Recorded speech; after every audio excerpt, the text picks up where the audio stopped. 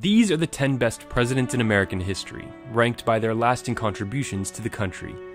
The 10th best was President John F. Kennedy, an inspiring leader whose key foreign policy accomplishment was confronting the spread of communism in Southeast Asia, Europe, and most notably, Latin America, by forcing the Soviet Union to remove their nuclear weapons from Cuba during the tense 13-day missile crisis in 1962. At home, he promoted the ambitious New Frontier domestic program, promising federal funding for education and aid programs for rural America. This also included pushing for Medicare, which today is one of the most popular government programs, providing health care for America's seniors. It was passed by Congress and signed into law 3 years after JFK was assassinated in Dallas, ending his presidency after just 3 years in office. Although James Polk died from cholera 3 months after he left office after serving only 1 term, he got a lot done. He believed in manifest destiny, that American settlers were destined to move westward, and negotiated possession of the Oregon Territory from the British and purchased New Mexico and California from Mexico after defeating them in the Mexican-American War. He restored an independent treasury and was able to enact much of the Democratic policy agenda. Lyndon Johnson grabs the 8th spot on this list for being the last president to pass a massive domestic policy agenda that favored the people. As president, LBJ was responsible for signing the Civil and Voting Rights Acts, declaring a war on poverty, implementing gun control, setting up public broadcasting, enacting Medicare and Medicaid, appointing Thurgood Marshall as the first African-American justice on the Supreme Court, signing an education bill that significantly improved funding to schools, establishing the National Endowments for the Humanities and Arts, protecting 9.1 million acres of federal land, signing, developing, and enforcing the Clean Air Act, and passing comprehensive immigration reform for non-Europeans. Unfortunately, Johnson's standing takes a hit over the Vietnam War, in which he dramatically escalated American involvement from 16,000 to 550,000 combat troops. He did not seek a second term.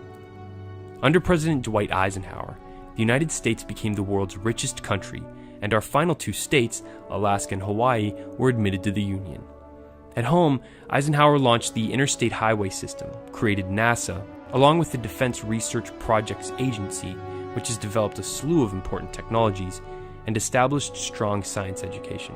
He was a solid supporter of civil rights and signed the first major civil rights legislation in over 75 years, since 1875. Abroad, Eisenhower used nuclear threats to conclude the Korean War with China and prioritized inexpensive nuclear weapons and a reduction of conventional military forces as a strategy for keeping pressure on the Soviet Union and reducing the federal deficit. Number 6 is Woodrow Wilson, who led America into World War I, the decisive moment that turned the conflict in the Allies' favor. After commanding the Allied victory, he sponsored the League of Nations, an early version of the UN.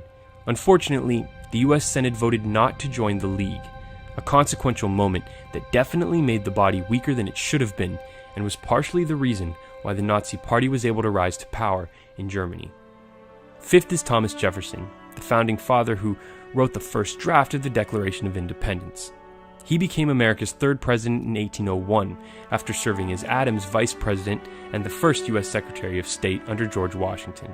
He brilliantly doubled the size of the United States by reaching a deal with Napoleon to purchase the Louisiana Territory from France for just $15 million.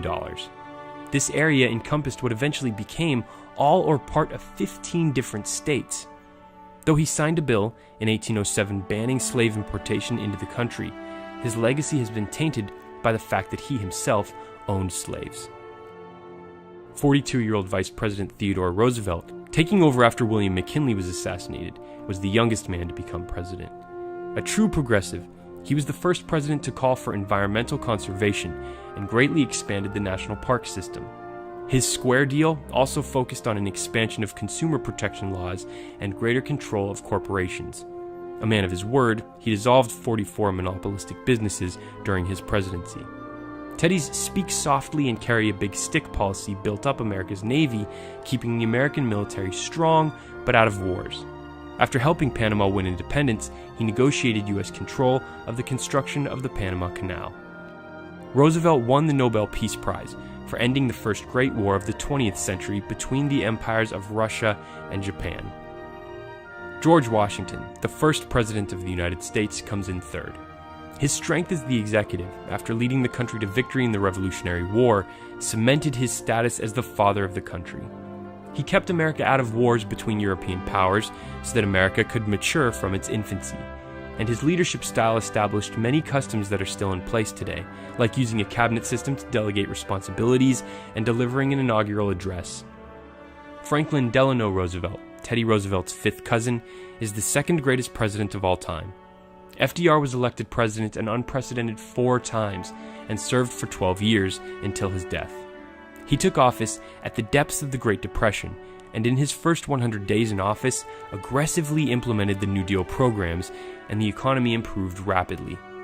He successfully led the United States and the Allies, along with Winston Churchill and Joseph Stalin, defeating Hitler and the Axis powers in World War II. The greatest president of all time is Abraham Lincoln.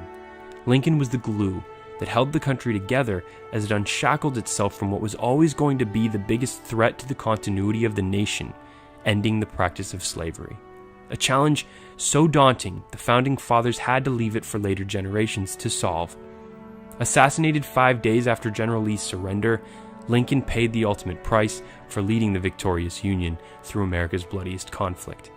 His victory in the Civil War strengthened the federal government, modernized the economy, and set the nation on the prosperous path we are still walking today, nearly 150 years later.